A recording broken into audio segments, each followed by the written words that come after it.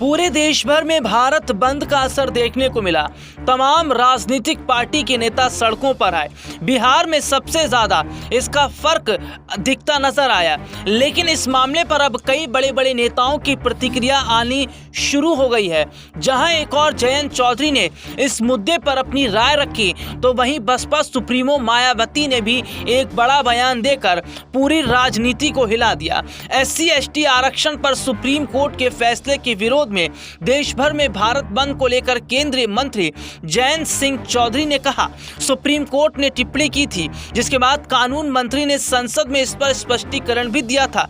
Cabinet ने भी अपनी राय स्पष्ट कर दी है, इसलिए अब इस पर कुछ बोलना शेष नहीं रह गया है और जो भी फैसला केंद्र की तरफ से लिया जाएगा वो सही होगा। लेकिन उन्होंने कहा कि गरीबों और पिछड़ों के साथ गलत नहीं होना चाहिए, आदिवासी दलितों के साथ गलत नहीं होना चाहिए।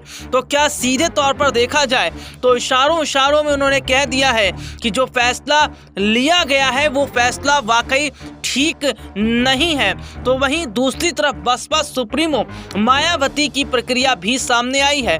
जी हां, अपने दर्शकों को बता दें, बसपा चीफ ने कहा, सुप्रीम कोर्ट के SC/ST आरक्षण के वर्गीकरण व क्रीमी लेयर के निर्णय से उत्पन्न रोष को लेकर कल हुए भारत बंद में BSP की प्रभावी भागीदारी एवं एकजुटता की अपील से इसके सफल होने की सभी को बधाई, किंतु कांग्रेस सपा आदि इसके लिए प्रति उदासीन रवैये से इनकी जातिवादी सोच प्रमाणित हुई। यूपी की पूर्व CM ने कहा कि बंद के दौरान पटना बिहार में निर्दोष लोगों पर पुलिस की हुई लाठीचार्ज बर्बरता अति दुखद एवं निंदनीय है। सीधे तौर पर उन्होंने बताया कि आज मोदी सरकार न सिर्फ गरीबों का हक छीन रही है, बल्कि जो परेशान लोग हैं, जो नीचे तबके के लोग हैं, उनके साथ गलत किया जा रहा है।